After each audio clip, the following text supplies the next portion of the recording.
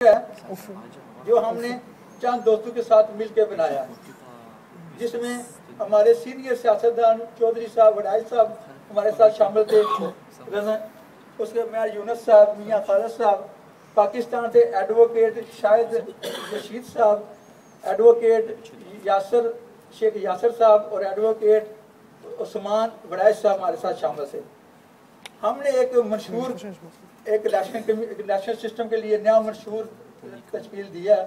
उसके लिए मैं आपसे अर्ज करता हूँ, उसको उसके कुछ फायदे आपसे अर्ज करता हूँ। ये सिस्टम है मुतनासिब नुमाइंदगी का, ये खालसन डेमोक्रेसी सिस्टम है। ये मत कहें कि ये कोई मार्शल लॉ सिस्टम है या पता नहीं ये कोई पता नहीं ब्यूरोक्रेसी सिस्टम है, नहीं, प्योर डेमोक्रेसी सिस्टम है, मुतनासिब नुमाइंदगी सिस्टम। अगर मुल्क में राइज हो जाए तो इससे मुल्क में इंशाल्लाह बहुत सारे मसाइल हल हो सकते हैं।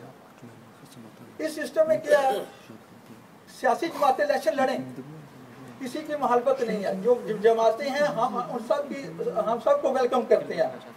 कोई नई जमात नहीं है, कोई नया माज नहीं है।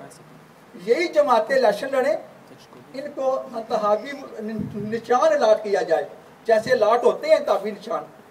यहाँ तक तो ठीक है, आगे हमारा मशहूर चेंज है। हम चाहते हैं जब इनको इंतखाबी निशान अलाट हो, ये पार्टियां अपने मंशूर और निशान के साथ इलेक्शन में हिस्सा लें। आदमी खड़ा ना करें, कैंडिडेट खड़ा ना करें। जो इस मुल्क की फसाद की जड़ है उसको उठा दें। इलेक्शन मशहूर हो पार्टी का इलेक्शन मशहूर हो अपना, वो क्या मशहूर देना चाहती है हमें, और निशान हो उसका। उस निशान के साथ हर पार्टी, छोटी बड़ी पार्टी, पूरे मुल्क में इलेक्शन उसको वोट लेने का हक है, पूरे मुल्क में। मैं आपको इसके 3 बड़े बड़े फायदे बताता हूँ। टाइम की कमी है, ज्यादा टाइम नहीं लेना। सबसे पहला फायदा, आज हमने पाकिस्तान को सियासी तौर पे बांट दिया। कोई जमात भी पूरे मुल्क की कोई जमात नहीं रही। एक जमात एक हल्के में है, उसका दूसरे हल्के में कोई असर रसूख नहीं है। कोई जमात सूबे में रह गई है, कोई जमात डिस्ट्रिक्ट में रह गई है, कोई जमात एक शहर की रह गई है। उसको दूसरे इलाके में नाम नहीं लेना चाहता। आप जानते हैं मैं क्या कह रहा हूँ।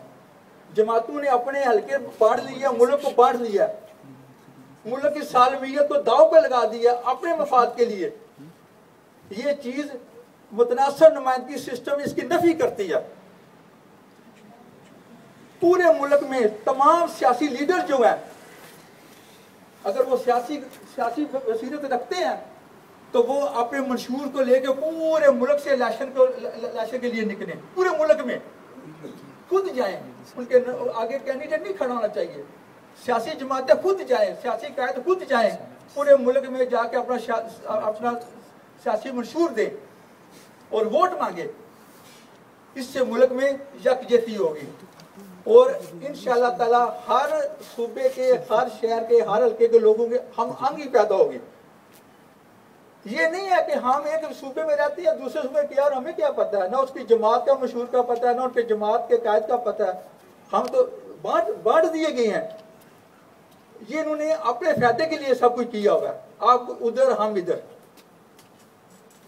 हम ये नहीं चाहते। हम चाहते हैं एक पाकिस्तान, एक जमात पूरे मुल्क से इलेक्शन लड़े, पूरे मुल्क से, और उसके सामने अपना मंशूर हो, इंतखाबी निशान हो। बस आगे सुनिए, जब इलेक्शन वोट डाल दिए जाएं, जितने वोट किसी पार्टी को मिले, ज्यादा कमो पेश, उस हिसाब से उसको ज्यादा तो अपने नुमाइंदे खुद चुन के, नुमाइंदे नहीं आएंगे, वो खुद अपने नुमाइंदे चुन के पार्लियामेंट में लेके आए जितने वोट लिए हैं।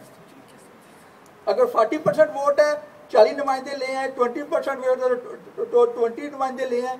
ये मुतनासिब नुमाइंदगी के साथ उनको हक होगा। पूरे मुल्क में पार्टी अपने नुमाइंदे अपनी मर्जी से चुन के लेके आएगी।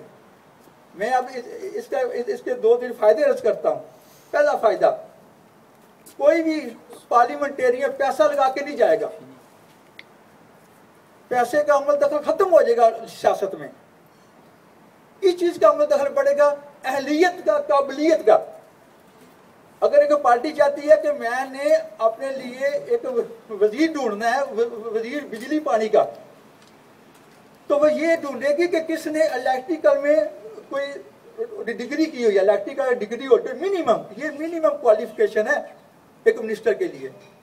अगर किसी ने मिनिस्टर एजुकेशन लेना है तो वो मिनिमम देखेगी कोई एमएड आदमी है, मिनिमम ये उन लोगों की क्वालिफिकेशन है, उसका कितना एक्सपीरियंस है, कितना कहाँ का उसने काम किया है। इस अहलियत पे जमातें आदमी लेके पार्लियामेंट में लेके आएंगी। दो फायदे बताए हैं, एक पैसे के बगैर आपका नुमाइंदा पार्लियामेंट में जाएगा, पैसे के बगैर। दूसरा फायदा अर्ज किया है कि अहलियत पे जाएगा, काबिलियत पे जाएगा, एक्सपीरियंस पे जाएगा, उसने कहाँ कहाँ काम किया, क्या क्या कौन कौन से महकमे में कौन कौन जगह पे उसने काम किया, उसको कितना इल्म है उस महकमे का।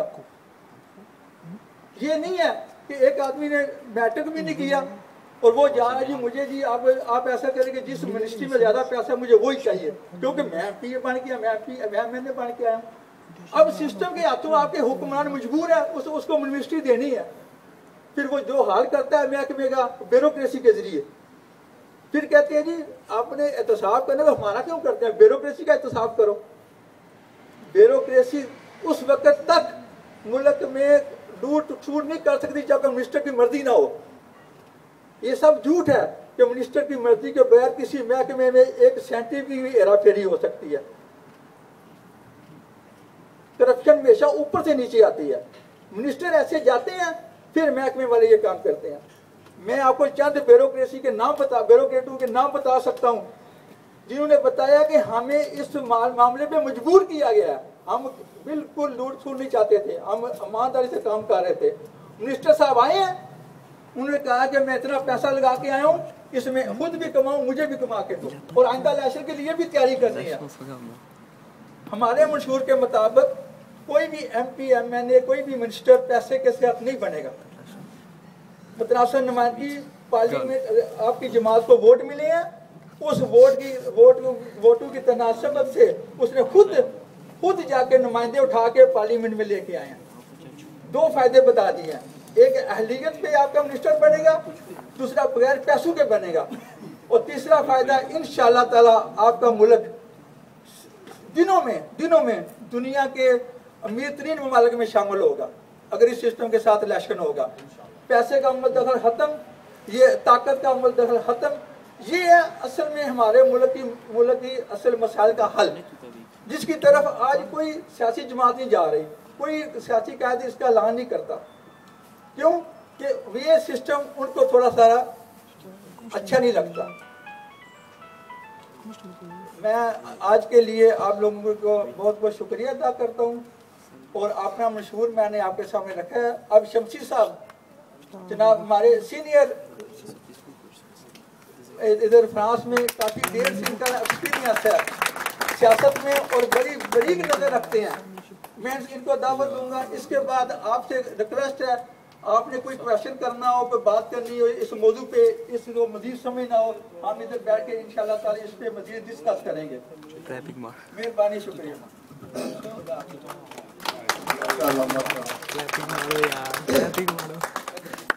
तमाम दोस्तों बुजुर्गों और भाइयों को मेरी तरफ से प्यार भरा और मोहब्बत भरा सलाम। वालेकुम सलाम। दिल से जो बात निकलती है, दिल से, ये मेरे दोस्तों सूफी इजमी साहब ने दिल से बातें की है। दिल से जो बात निकलती है असर रखती है, पर नहीं ताकते परवाज मगर रखती है। आज की जो बहुत ही मीठी मीठी और सुहानी महफिल में आप लोग तशरीफ लाए, मेरी तरफ से भी और इनकी तरफ से भी बहुत बहुत शुक्रिया। जिस तरह के तोको थी कि बहुत ज्यादा लोग आएंगे, खैर वो कोटा तो पूरा नहीं हो सका मेरे ख्याल में, लेकिन माशाअल्लाह किसी भी नजरिए को, किसी भी नई चीज को, किसी भी नए एटीट्यूड को अपनाने के लिए वक्त लगता है। जो मेरे दोस्त हिस्ट्री से वाकिफ है, साबका हिस्टोरियन है, मेरे भाई बैठे हुए हैं, बहुत से दोस्त हैं माशाल्लाह, अच्छे एजुकेटेड हैं। जिस मुल्क फ्रांस में हम लोग रह रहे हैं, यहाँ बादशाहाना निज़ाम था। लुई जाज़देम, शैतो दो वर्साई जो महलात हैं, अगर आपने नहीं देखे तो मैं रिक्वेस्ट करता हूँ वो जाएं, थोड़ा सा टिकट है, अंदर जाकर देखें कि उन लोगों की अय्याशी और ज़िंदगी और अवाम पर कितना उन्होंने जुल्म किया। लुई जाज़देम के जो महलात हैं और उनके जो बेड्स लगे हुए हैं उस वक्त के, वो सोने के बने हुए थे। फ्रांस की आवाम ने ये जुल्म बर्दाश्त नहीं किया और 1700 गालबन 85 है या कुछ डेट है, इन लोगों ने मीटिंगें की इसी तरह जिस तरह हमने की, कॉर्नर मीटिंग्स, और अपने ऊपर जो वो जुल्म ढहा रहे थे, जुल्म सह रहे थे, यक लख्त उन्होंने एक नज़रिया पेश किया लोगों के सामने, जिस तरह मेरे दोस्त ने, यूनुस साहब ने, सूज साहब ने एक बात की है। ये नज़रिया है, दिल से बातें निकल रही हैं, हम पर जुल्म हो रहे हैं अपने मुल्क में। इसी तरह बस्ती के मकाम पर बहुत बड़ा जलसा और स्टेचू भी बना हुआ है, बस्ती जो रोपुआ है। शैतो दो वर्साई बादशाह ने हुक्म दिया दरख्त लगा दो, कई के महीने कई के साथ दरख्त लग रहे हैं वो नहर तक। जब उसने कहा कि ये क्या कर रहे हो जी, आपने हुक्म दिया था दरख्त लगाते रहे, नहीं नहीं इनको छोड़ दे, इधर लगा दो। ये उनकी अय्याशियाँ थी, हर शहर में माल थे और उनका जो इंजाम हुआ वो आपके सामने है। और यहाँ डेमोक्रेटिक गवर्नमेंट फ्रांस में जमहूरियत आई। तो मैं बात को बहुत तूल नहीं दूंगा, सिर्फ 3 पॉइंट पर मैं अपनी तरफ से जो मैं समझा हूँ, इनका नज़रिया या इनकी सोच, आया इनकी सोच सही है, हमारे मुल्क में तब्दीली आ सकती है, या इससे आगे भी किसी के दोस्त के दिल में दिमाग में कोई बात है तो वो यहाँ आकर जरूर पेश करें। ये हतमी नज़रिया नहीं है, ये हतमी बात नहीं है। आप पाकिस्तान के किसी खिते से तल्लुक़ रखते हो, मैं गुजर खान से हूँ, जहाँ साबका हमारे वज़ीर आज़म राजा अशरफ साहब हैं, वो हमारे MNA हैं। यहाँ मुख्तलिफ तबका ख़यालात के लोग बैठे हुए, किसी को महसूस नहीं करना चाहिए